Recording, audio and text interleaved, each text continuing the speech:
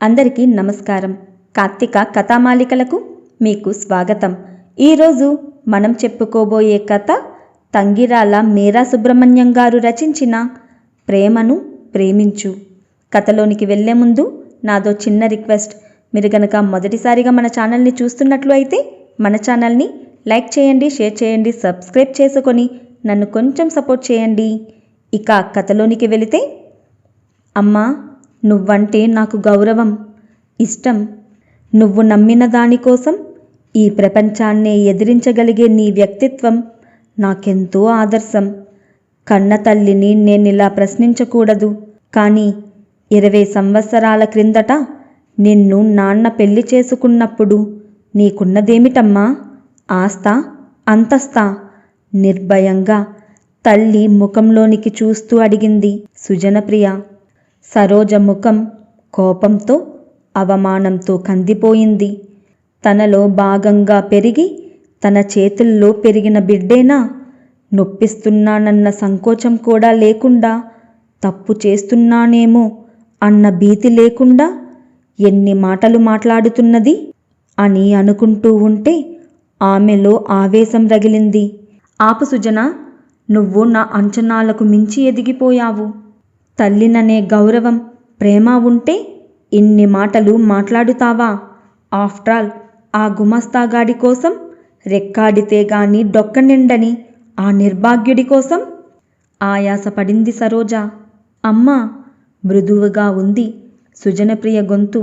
అవును, అతను after all ఒక గుమస్తాయే, నిర్భాగ్యుడే.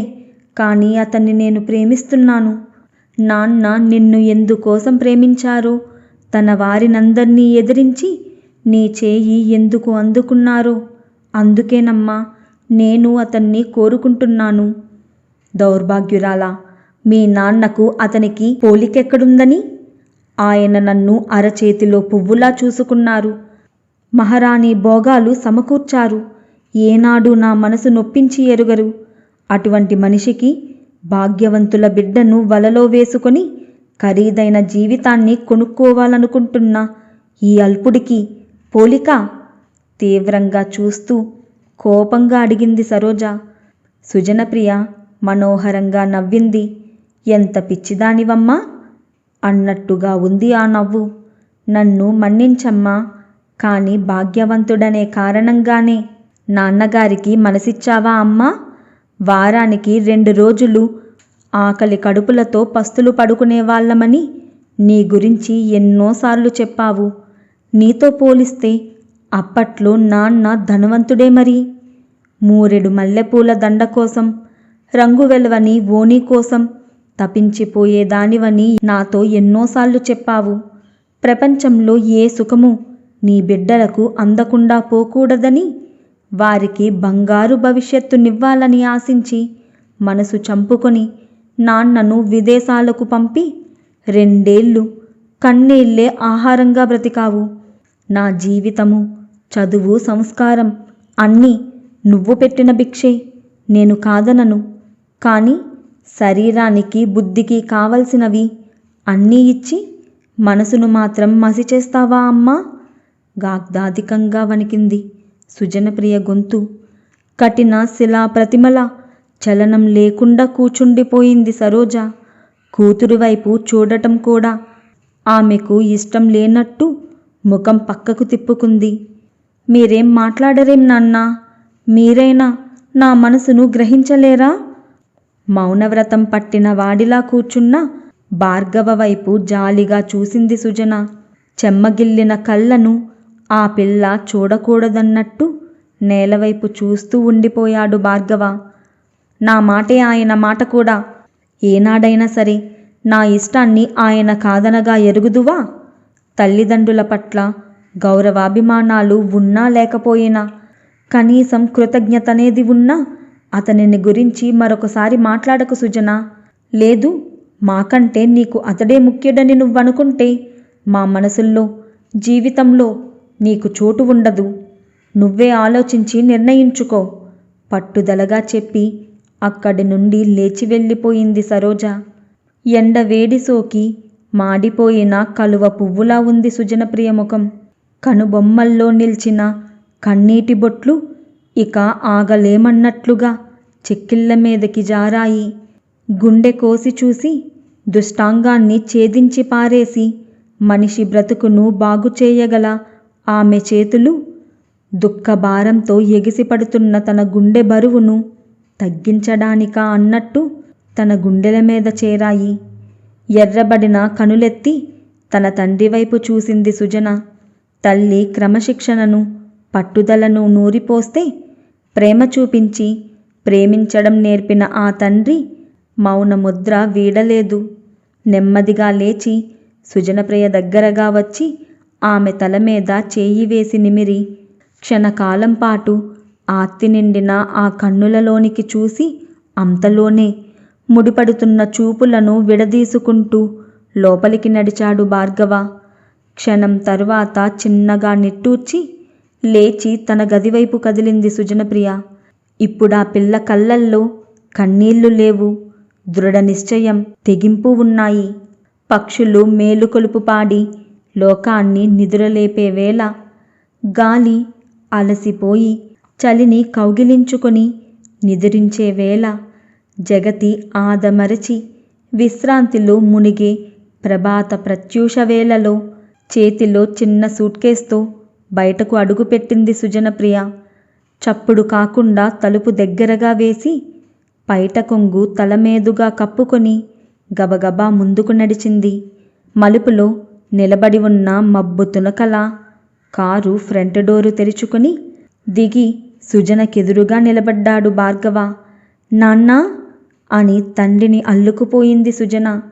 ఆమె చేతిలోని సూట్ కేసును కారులో పెట్టి సుజన వెనక సీట్లో ఎక్కి కూర్చున్నాక కార్ను స్టార్ట్ చేసి ఎటువైపు అని అడిగాడు భార్గవ. సుజన చెప్పిన మార్గాన ఆ కారు కదిలింది. అప్పుడే నన్ను వదిలిపెట్టి వెళ్ళిపోతున్నారా నాన్న? భార్గవ చెయ్యి పట్టుకుని పసిపిల్లలా మారం చేసింది. సుజన పక్కన నిలబడి ఉన్న యువకుడి వైపు చూసి చిరునవ్వు నవ్వాడు భార్గవ. మృదువుగా సుజన చేతిని విడిపించుకున్నాడు. ఈ వారం రోజులకే మీ అమ్మ దిగులుపడి మంచమెక్కి ఉంటుంది. నేను దగ్గర లేనిదే తను మామూలు మనిషి కాలేదు. తగ్గు స్వరంలో అన్నాడు భార్గవ. నీకు అతను కావాలి, నాకు మీ అమ్మ కావాలి. కూతురు వైపు చూసి ఓ నవ్వు నవ్వాడు. అతడి నుండి చూపులతోనే వీడ్కోలు తీసుకొని ముందుకు నడిచాడు. మీకు మీ కూతురు ముఖ్యం, దాని సుఖమే ముఖ్యం. ఎందుకొచ్చారసలు? అక్కడే ఉండిపోవలసిందిగా. నా బాధ మీకు లెక్కలేదుగా. ఎన్ని కలలు కన్నాను దాని గురించి. నేను దానికి శత్రువును, మీరు మాత్రం దానికి ఆప్తులు కదూ. నాతో మాట్లాడకండి, నన్నస్సలు ముట్టుకోకండి. మీ కూతురు దగ్గరకే వెళ్ళిపోండి. నా మనసును ముక్కలు చేసి ఆశలు కాలరాచి ఇంకా ఏముందని నా దగ్గరికి వచ్చారు? హిస్టారికల్గా ఏడుస్తోంది సరోజ. విదిలించి వేస్తున్నా సరే, కసిరి కొడుతున్నా వదలకుండా ఆమెను కౌగిలిలో నుండి కదలనివ్వలేదు భార్గవ. సరు, ప్రేమించిన మనసు నీది, ఆ ప్రేమను ఆస్వాదించిన మనిషిని నేను. ఎందుకీ ఆవేశం? దేనికోసం ఈ ఆరాటం నీకు? మనం పొందిన తృప్తికి, సంతోషానికి కారణం ఏమిటి చెప్పు? మన ప్రేమేగా. దాన్ని పాపకు దూరం చేస్తావా పిచ్చిదానా? చిన్నతనాన తల్లి కాపలా, వయసున వలచినవాడు కాపలా. ఎవరి ప్రేమకు నోచుకోని వేళ కన్నీరేరా నీకు కాపలా అనే పాటను వింటూనే కన్నీళ్లు నింపుకునే నువ్వు సుజన కళ్ళల్లో కన్నీళ్లను చూడగలవా? ఆర్ద్రంగా పలికాడు భార్గవ.